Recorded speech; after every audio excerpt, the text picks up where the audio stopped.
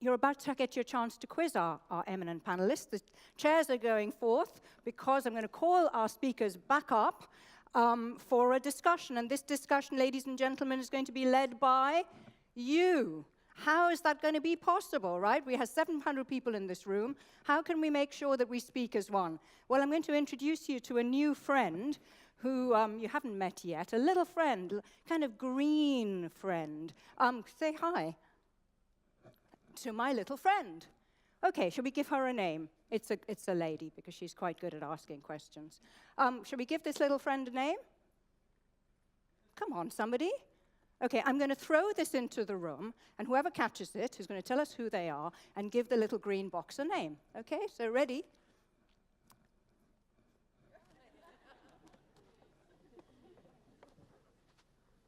Please stand up and tell us who you are. You need to hold it up to your mouth. Hello? Hello. My name is Hanna, and I'm a student. Great, and what do you name the little green box? I would name it Hanna. Oh, fantastic! Whoa!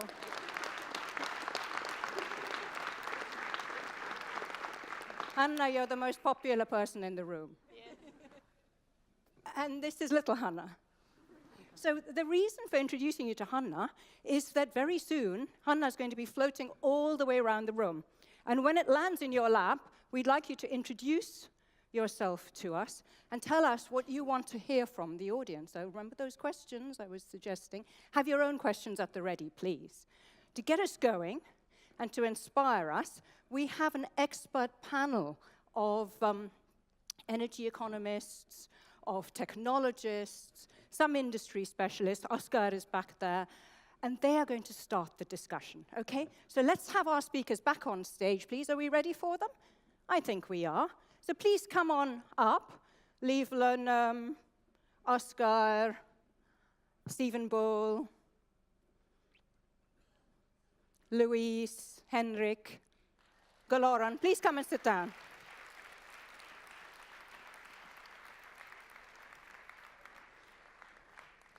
Make yourselves comfortable. Most important, water as well at the ready. So where are we going to begin? Remember, we're talking about this big beast, the energy system. We're talking about transition to a sustainable future. We're talking about integration, three big thoughts.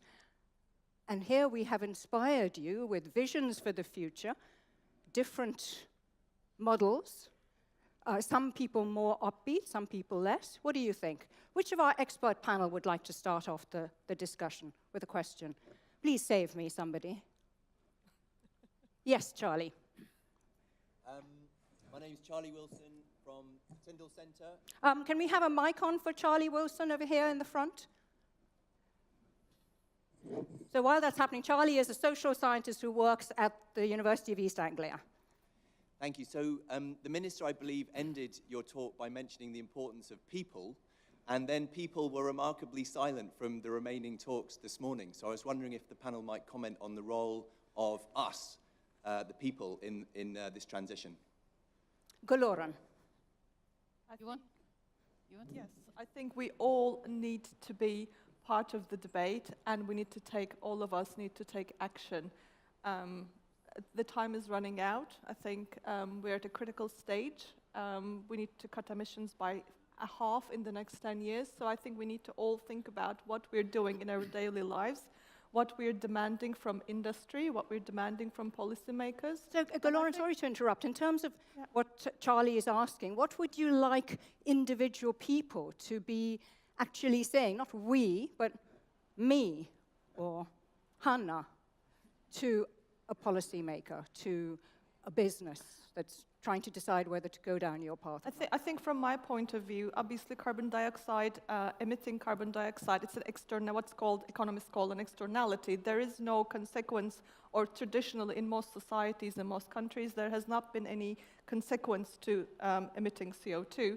I would, if it were for me, and I would ask governments to ensure that that externality is priced in, basically, that there are consequences to emitting CO2, thereby it becomes, there are incentives put in place to reduce emissions, both from industry, from individuals, from all aspects of the economy. Asghar. Yeah, so I think if you look at the Clean Energy for All package of the European Commission, there's a lot of focus on the individuals and what you could call the active consumers or the active prosumers. There is a hope that by giving more responsibility, but also access to the energy markets, the individuals can play a major role in giving some of that flexibility that will be needed in a renewable electricity system. And I think that's going to be a major part of the solution.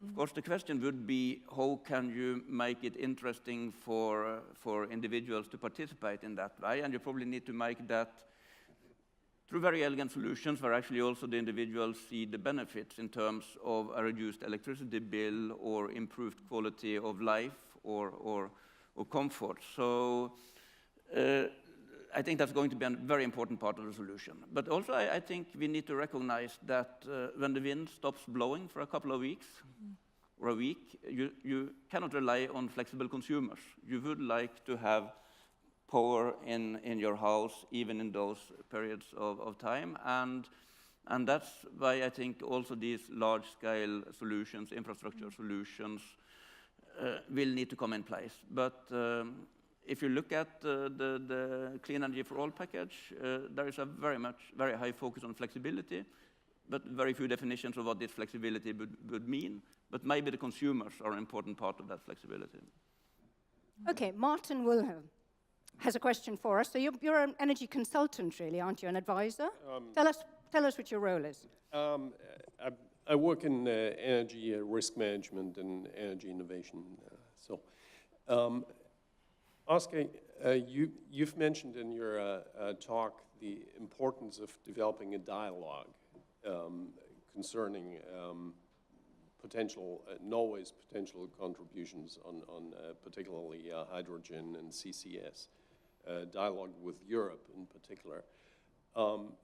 And everybody in their own ways talked about potential Norway's contributions in those areas. What would you say are the main challenges in developing that dialogue, and what should be the best approach to take in that dialogue if it's not just meant to be about philosophy and chatting and talking, but if you wanted to lead to some practical, real results? Investment.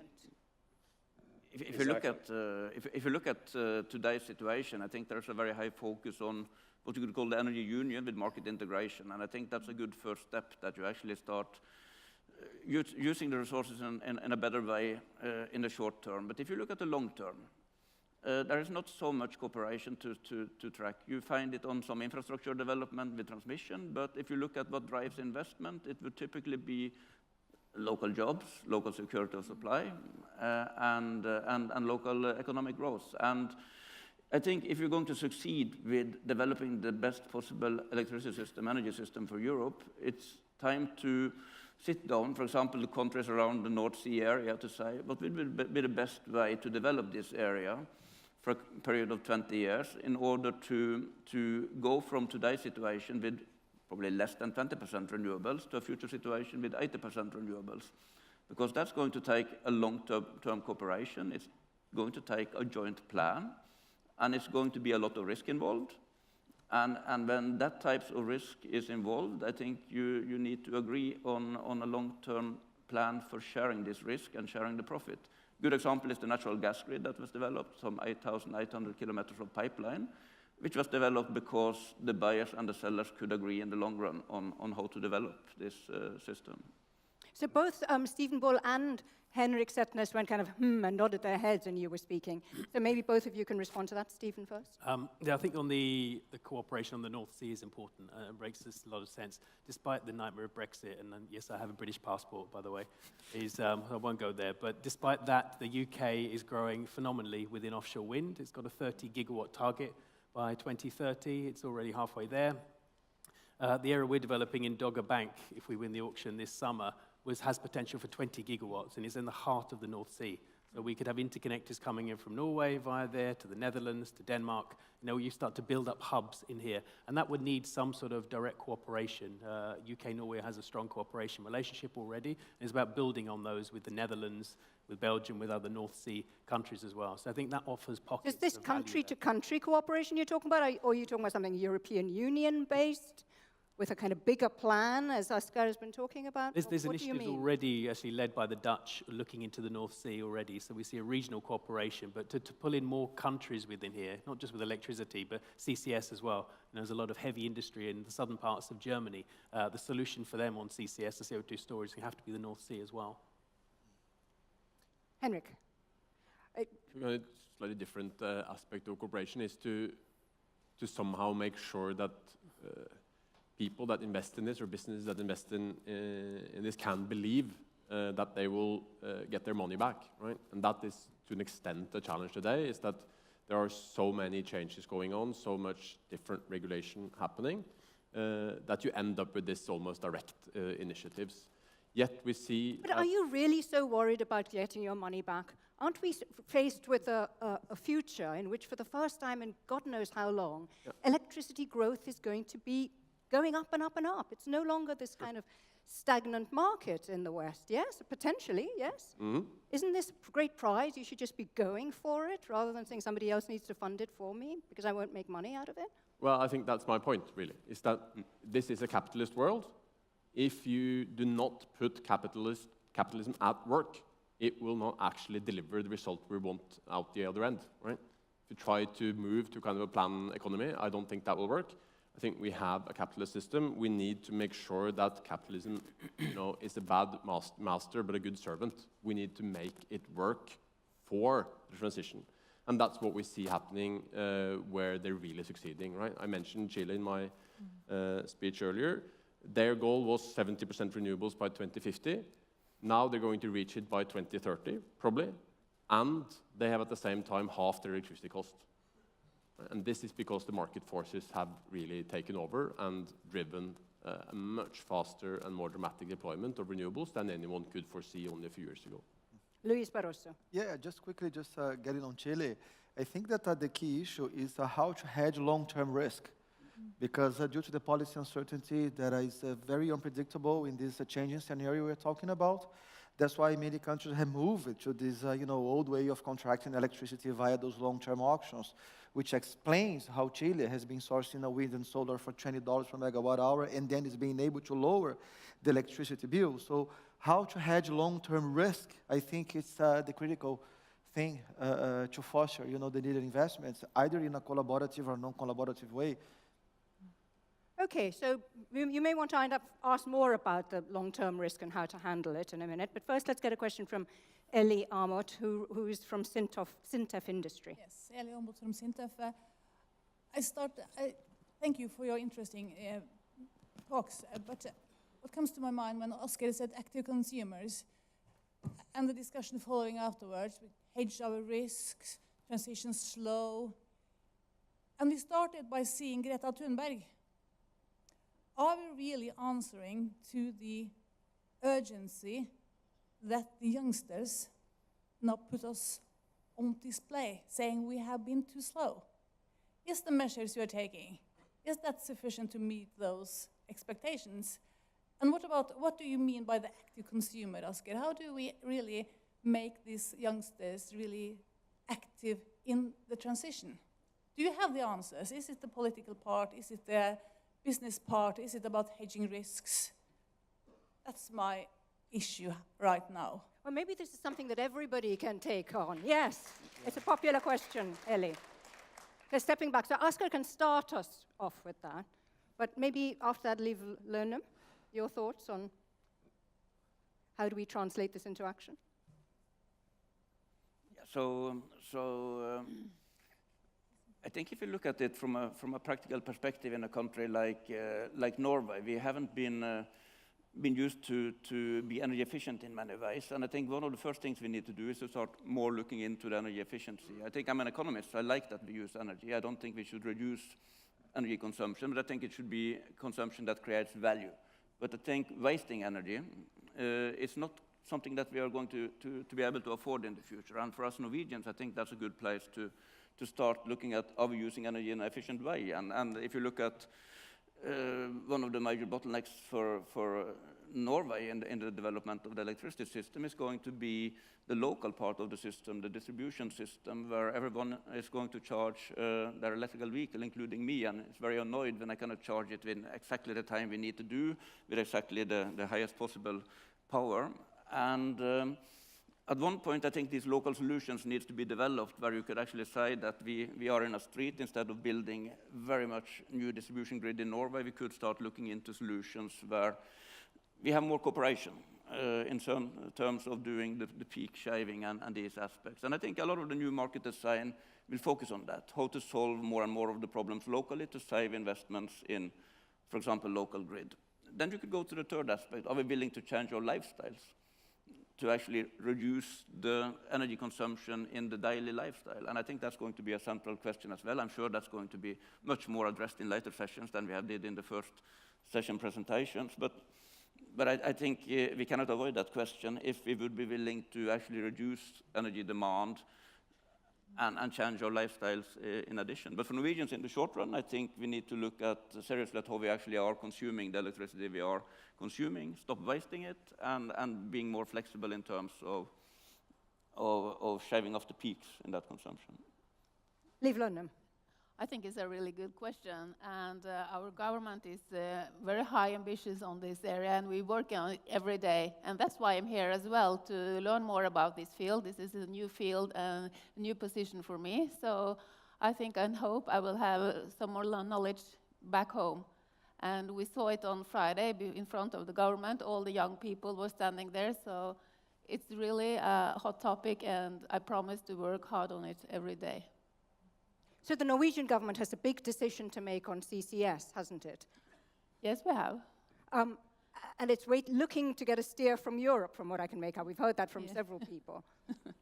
Why is it so necessary to get the steer from Europe? Isn't this a huge prize, potentially, for Norway, and you should just make the bet yourself? And we have committed on the Paris Agreement, and we're working on that every day, as I said, and really hard to... And I think it's not only one solution, not only CCS, it's a lot of solutions together that make to reach the goal. Yes. Okay, go Lauren. And I would just like to say that I think it's a great opportunity for Europe as well, because as Stephen also mentioned, Norway has been a leader in CCS. It's been doing it since the 1990s. I think Northern Lights is a fantastic project. We talked about collaboration. And I think it will be an enabler of taking off, of accelerating CCS in Europe. At the moment, the European Union is working on an innovation fund to potentially incentivize new projects in Europe, and I think it's really important. So another way to look at it is I think, as a sort of new pathway for accelerating CCS in Europe. Oscar. And maybe I wasn't very clear on that in my presentation, but I think if you look at the 2-degree scenario and 1.5-degree scenarios, very few of them show that it will be possible to get this far without carbon capture and storage. And you need it in industry, you would need it in waste management, you would need it in the heat sector. And I think even if you look at the power sector that I presented, it's probably the cheapest solution if you have it in place for these other sectors. But there seems to be a lack of political will. So what are we waiting for? Bente Hagen, I think you'd like to ask a question. Yeah, my name is Bente Hagen. I'm from Statnett and the Transmission System Operator Organization, NSOE. It's been great listening to you, and just Asgeir, you showed all the grids that you plan for Europe and all the investment. We talked about that countries have to come together and decide.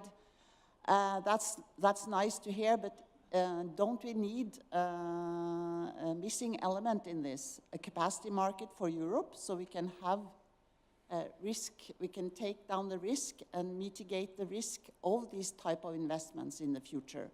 This is not solved in the clean energy package, and we need to make sure that we get these type of investments. We need a market for it, and they have it in many countries in the US. So we need a capacity market. So this is something that we have been discussing extensively over the last half year or so, and my view on this is going in the direction that probably we need it, and the main reason we need this is the long-term uncertainty. And the long-term uncertainty lies both in the technology uncertainty, it lies in the political uncertainty, what kind of decisions will the individual countries make, and it also lies in, it will increase the incentives, at least if you have a joint European capacity market, that Europe will actually go for joint solutions, because it will enforce European cooperation. So for me, that's the three main reasons why I think we should start looking into it. And I think also has been mentioned earlier here today that at one point the long-term risk need to be priced in a proper way into the market, and the capacity market is maybe the best way of handling that, being able to get a return on your invested money today, because you can hedge some of that risk in a capacity market. So, Danny Rolfe from Cambridge, do you think you might be able to add something to that thought about decision-making in terms of uncertainty, mitigating risks, etc.? Yes, so I share Asker's passion for integrated models, because it's very difficult to discuss these questions as an individual or a city, or even, it turns out, a nation, because of the externalities that Could you speak a bit louder, Danny? Sorry. Absolutely. So to some extent, there's a risk question, but I think that the bigger question isn't actually technological risk or funding risk, which a number of our speakers have already mentioned.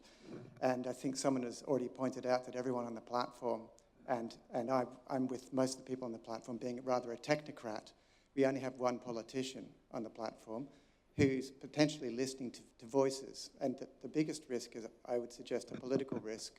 So I regrettably also have a British passport. I don't know how to put that better. But with divisions in society, now you talk about divisions in Europe, and you talk about global divisions. So that political uncertainty of not being able to get on the same page is very cogent, and I think that's pressing.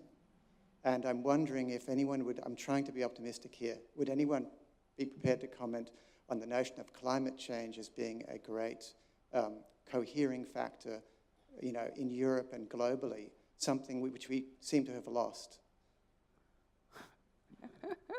That's a very ambitious question. Does anyone want to take that? No, look at Luis's face. He doesn't like the thought of that at all. Go on, Stephen. I'll dare kick off. You know, I was thinking about this on Friday. So every week I write a little Friday email to my team. And at the time I was writing it, there's a bunch of kids in Oslo where I work, you know, all outside Stortinget in the parliament. And it's super inspiring and exciting. And I was thinking, in a debate, for example, I would be terrible in a debate with a 14-year-old. I have a 14-year-old at home, by the way, so I'm not really good at debating with him either. But I think the issue is that when I look back at myself at that age, and I was super anti-nuclear weapons, even though I didn't really know much about the politics, I just thought nuclear weapons were a terrible thing. And the normalization that nuclear weapons is wrong, and that we need to control it, you know, came from youth movements, it came from labor unions, it came from, you know, across the whole of the board. And that, I think we're at the cusp of that level now, hopefully with climate change. Because when I used to ask my older kids about climate change a couple of years ago, you know, they're just not that engaged. And I thought I was more interested than they were about it, which was really worrying as a father. But I think, you know, we're at the cusp of this level now of actually normalizing these things. And I think that's the important thing. It's in the debate, it's in discussion all the time, and the solutions are all there. It's going to be a bit painful, and it's an investment. It's not a cost, it's an investment. But we just need to just crack on with it. And I think, you know, we're going to get there now. And as to say, if whenever a politician was looking out the window of the parliament out there, you know, this is going to be taken notice. I really believe it will. So there are loads more questions that our expert panel would like to put, but some brave soul has put his hand up already, okay? So to spare it landing from random, I'm going to hand it over to you. Tell us who you are, please. Yeah, thank you very much. My name is Ask Lindahl. I'm a spokesperson for the Green Party in this county. Okay. So I just want to ask Equinor, since you are talking, I had a chat with your colleague Henriette Undrum yesterday. Isn't it a bit weird that Equinor got 11 years till 2030? We've got to cut emissions in half. And Equinor said that in 2030, 20% of new investments are going to be in renewables. That means that in 2030, 80% of new investments from Equinor, 67% owned by us in this room. In 2030, we're still going to put our money in fossil fuels. So if we're not going to cut these investments, Will BP cut their investments? Will Shell do it? Who's going to Okay. cut their investments in fossil fuels? So how can you justify it on any level, Stephen? Thank you. I think, I sense your frustration. You want to work in new energy solutions, and you're probably talking to my colleague Henrietta. But within our area of new energy solutions, then, we are working, super hard to try and drive as many profitable investments as we can. I think, as Henrik said, you see, you could throw a lot of money into the renewables business, but you need to show a return, both for all the 67% who own this company, myself included, as a Norwegian taxpayer, but the rest of our shareholders as well. It's super important we have to show a sustainable business model. But what we see is that the 15 to 20% it's an aspirational target to work towards this. I would love to push for 50%, but it's not as though we're being restricted on capital. We need to on projects. We need to find major scale projects. And as I mentioned, our clear strategy is to grow with an offshore wind.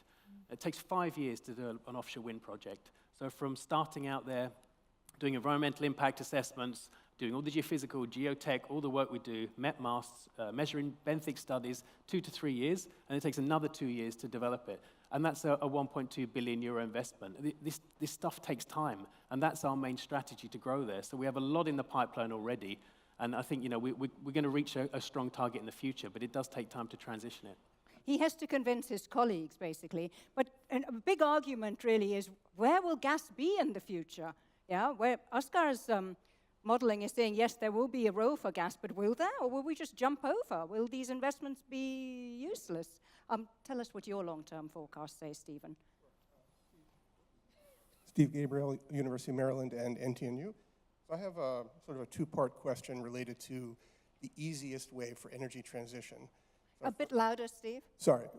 So the easiest way for energy transition seems to be doing things where there's not a huge behavioral change initially perceived by people. So for example, CCS, you're not really changing the way people are doing things initially, and then it changes because you're sequestering the carbon that's being used. And then also waste to energy. If you're making use of bio-waste, Luis was talking a little bit about this. But on the first part of this, what is the secret formula for the 18 or so CCS projects that are underway in terms of government, public-private partnerships so that you can take this other places besides the places where those 18 were? So what's the secret sauce here to make it work? And then the other thing is, could someone talk about waste to energy, which again, this is not behavior changing, but maybe it's the easier low-hanging fruit that you should try first. Thank you. Okay, so first let's have Galoran talk about what is the secret sauce. Sure, and as I mentioned, we'll be releasing a report actually which looks at these projects and the policy incentives that made these work next month, so a little bit of advertising there. But there are basically two reasons as to why these projects worked. Firstly, most of them are in I showed you a cost curve, so most of these projects are in gas processing and in fertilizer and industry where the cost of capturing CO2 is lower compared to other sectors such as power generation and industry, which they can be a little bit higher. So it's, on one hand, it's low-cost projects, and then on the other hand, a lot of these projects are in the US. In addition to Norway. I mentioned there are 2 in Norway, but there are 10 in the US, because in the US, some of these projects they use the CO2 for what's called enhanced oil recovery, so they're basically pumped underground to extract more oil. So there is a value to the CO2, and also the US government, despite some perceptions about its position on climate, actually last year enacted a tax credit colloquially called 45Q, which gives incentives around $35 to $50 per ton of CO2 that's stored underground. So actually, that creates a business case, that creates a revenue stream and a business case for capturing and storing CO2. So as I said, it's 2 things: low costs on one hand for the existing projects, and availability of revenue on the other hand that made these projects commercially viable. So where are the most likely uses then? We've heard about hydrogen, CCS being able to create a hydrogen economy, about neutralizing cement emissions. and various other things. What do we think? What do we think, panelists? If CCS is going to take off, where is it going to, how is it going to happen? Somebody, please. Yes. So my guess is there are a few sectors where we cannot do without if we want to receive a zero-emission society, and that would be industry, and good starts would be, like we are discussing in Norway, cement industry, but steel industry would be another one. I think one of the major challenges in the European energy system will be decarbonizing the heat sector, and it would be very interesting if we could get up even more pilots on how to decarbonize the heat system using carbon capture and storage. I think in the power sector there are other solutions. My opinion is that it's probably one of the cheapest solutions, even if it's going to be expensive. It's probably one of the cheapest solutions in the long run also in the power sector. But if you look at Europe, there is, you could say, variable political will to implement CCS in the power sector, but good demonstrations in that area would of course, possibly drive the cost down also there. Henrik?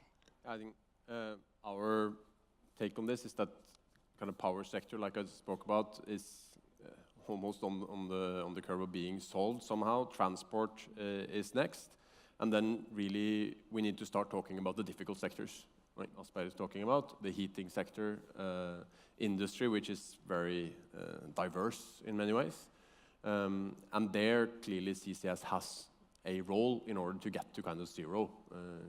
You obviously need something like that in industry, possibly also in heat. And we need first movers, which seems to be happening very slowly. A question from the back of the room. Hi. Please stand up. Hi, my name is Christina Helvik. I work for NTNU. I have a question about the life cycle of some of these renewable technologies, like, for example, biofuels that Mr. Barroso mentioned, and some of these very large dams that are made in Brazil. We know that the life cycle of biofuels is a bit controversial. Are these still considered renewable energies in spite of the energy involved in producing them in the large area? And the methane produced in accumulation of biomass in megadams, how are these accounted for? Luis, do you want to take that? Yeah, sure. Two answers for you. On the hydro side, life cycles of hydro dams, you know, they are very long. And all the emissions you're talking about, they are duly considered into account when, for example, in accounting the Brazilian emissions. And I must say that, at least in the case of Brazil, this has not been a major source of concern, because it all depends on the way you build the dams and on the way that the environmental licensing process is structured.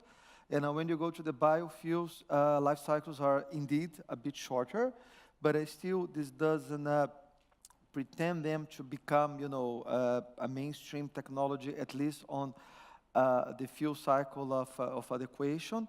And we have not been that concerned, at least in Brazil, concerning food displacement and on the crops, and also invading the Amazon with a sugarcane plantation and this type of stuff. Basically because of several reasons. The sugarcane crop is located in areas of Brazil where literally no one lives. It's a really an empty space, where by pure dumb luck, by the way. And we cannot plant sugarcane in the Amazon because sugarcane and rainfall, they don't get along so well.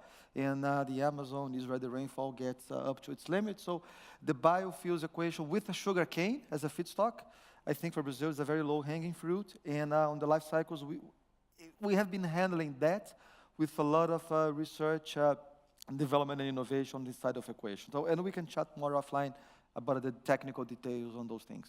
Let's have another question. Please stand up. Hello, my name is Jürgen Nicolaisen, and I'm a student here at NTNU. And the panel has been talking a lot today about ways of producing energy more cleanly. And it seems to me that one of the key things is to make it profitable to use, well, less carbon emissions, basically. And from a policy point of view, it seems very natural to impose a tax on carbon emissions. And a well-functioning taxation system, which works across borders in Europe, should be a nice way to make capitalism sort of work in the favor of the renewable shift. So my question is, what's the status on the tax on carbon emissions? Is it working, and how is the political will to make it across borders in Europe? Thank you. Now, who can take that question? Oscar, Stephen, Henrik? I can mention a bit about the tax. That's really important, the carbon tax. And there's not going to be a global carbon tax. It's not going to happen, unfortunately. But on a national level, it does happen. On some regional and state levels, it does as well. In Norway, where we are paying a lot of offshore tax, it's a CO2 tax, plus we have the European ETS tax on top of it. That sends clear signals to industry to reduce their emissions. There's no doubt about it, it works. That's why we have major CCS projects in the country, but also electrification as well, or the high wind Tampen project that we're developing is to try and offset essentially a tax that we can there as well. It happens in the UK as well. The carbon tax floor in the UK has basically kicked out coal completely. It means that gas has doubled in the UK because the amount of extra offshore wind and onshore wind has come into the mix. You need to balance this out there. So you have gas there, and then gas is there as either a transition fuel or you could bid as a destination fuel if you can manage the carbon capture and storage. So it's important, I think that's the main driver of actually predictability of increasing taxes the whole time. Squeezing the European ETS will have major effects on investments for companies. Henrik? Yeah, so it is clearly best to actually put the price on what you don't want, rather than try to do a lot of indirect measures, which is, in a way, what's been happening. The issue, of course, with carbon tax is that it has a lot of distributional effects, right?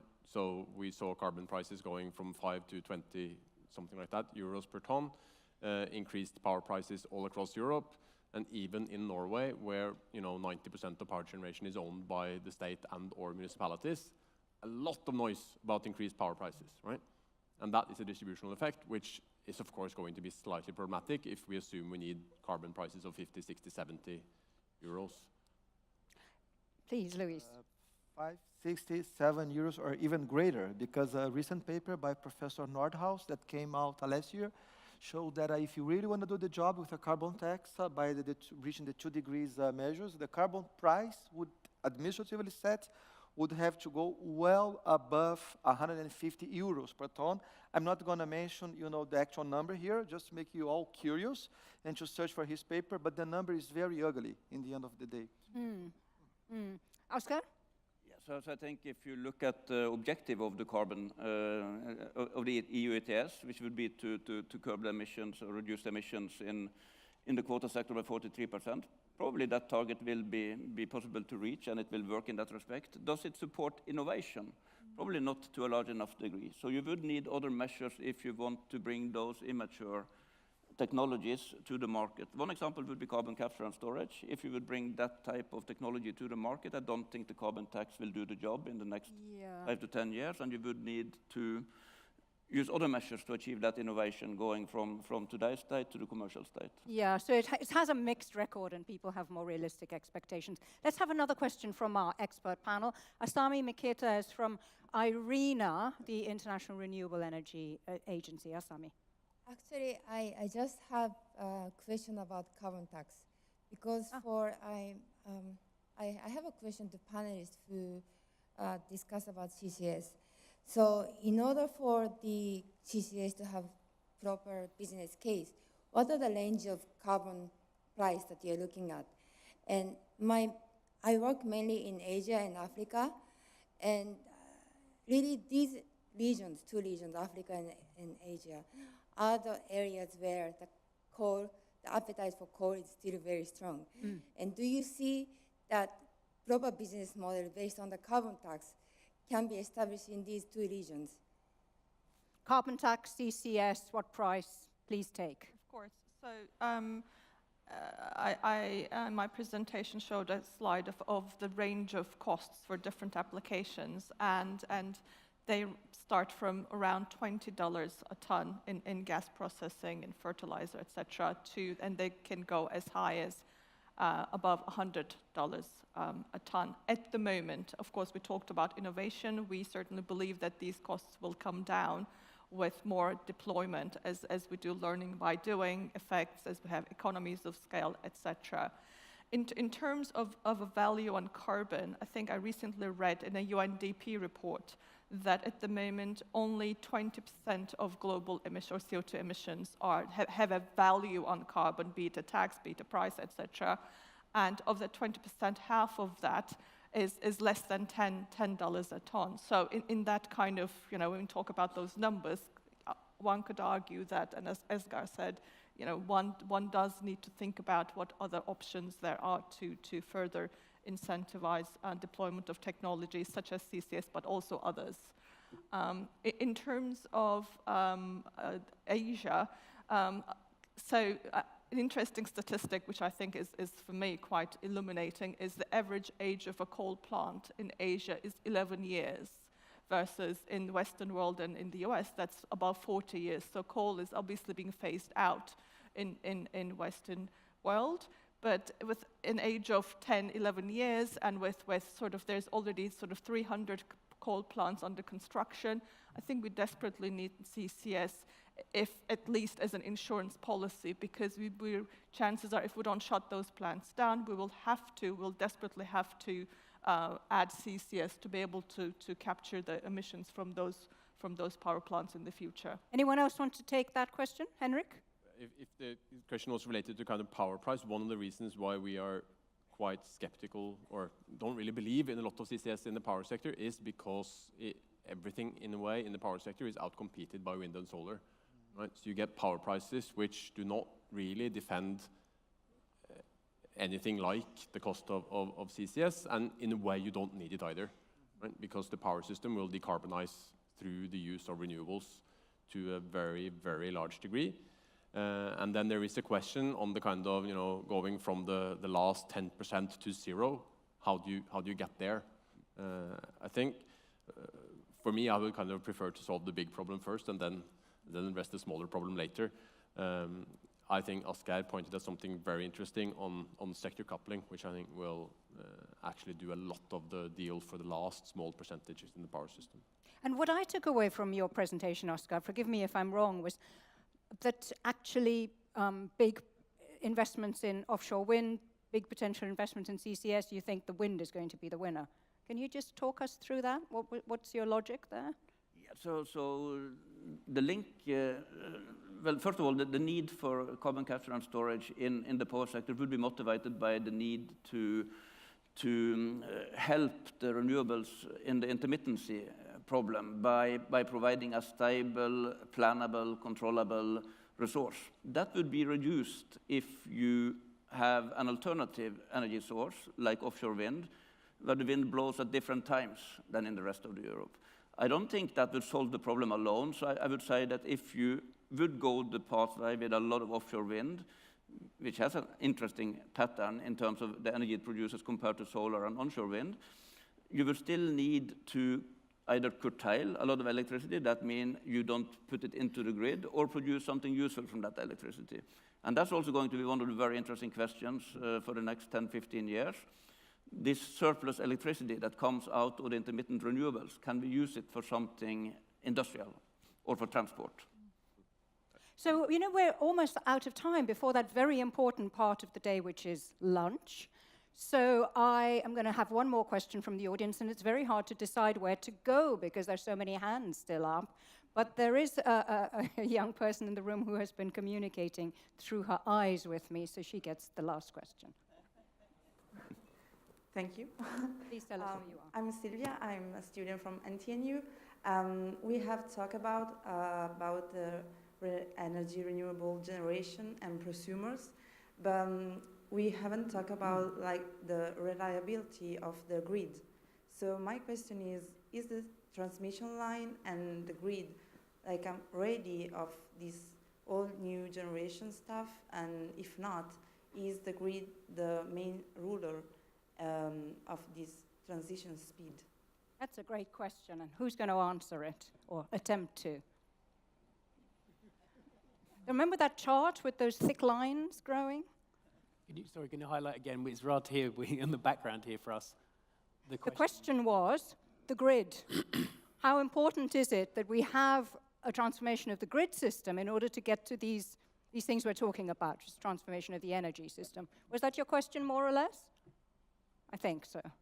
I think, if you think of the UK with the 30 gigawatt potential, and the UK is going to need more than that because nuclear is not going particularly well for the UK at the moment. So they're going to need probably get up to 50 gigawatts. It's a small country, it's highly populated, and actually grid connections onto onshore is going to be extremely important to plan properly. These are massive infrastructure investments. 15% of UK onshore investments have been actually from the offshore wind sector because we're investing in putting the grid together. So that needs some serious coordination from a national level, but also we need it between countries as well. I think, particularly between Norway and the UK, with potential interconnect is extremely important to grow even more offshore wind and potentially to reduce the cost of floating offshore wind in Norway so we can attach onto that grid and network and then send it back into Europe. So it sounds easy, but it's not popular, is it? What's not popular? What you were talking about.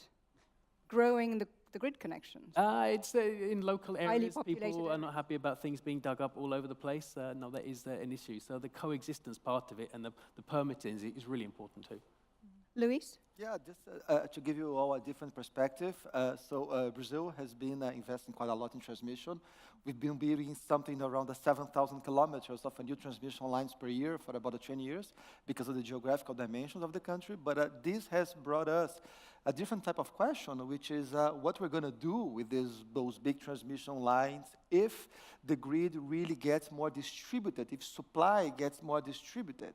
And then the reinforcements on the distribution side of the grid, on the distribution networks, will be absolutely key, in my opinion, to together with the high voltage lines, keep the reliability that you're asking for, but in a slightly different way, because you may be a very active actor or actress in this process, because you will be in the future or in the very short term be responsible for example, provide the services of an Airbnb of electrons, of an Uber of electrons, or whatever. You can be a very active player in this grid, in this sub-side of the network system, the distribution side, which will relieve the flows in the high voltage location. So there's a lot still to happen.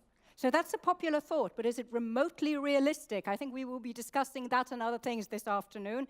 Bente Hagem, who is responsible for working with the grid operators across Europe, is sitting there thinking, nice thought, but I think I'm reading your body language and you're not entirely in agreement. Our discussion this morning has zigged and zagged in all sorts of directions, has it not? This is just the beginning. This afternoon, we're going to look at whether the thoughts and the forecast we've had this morning would help us to reach a much less than 2-degree world, or is that pie in the sky? And then we're also going to look at some really promising further technologies. Ladies and gentlemen, for now, let's say a big thank you to our panelists.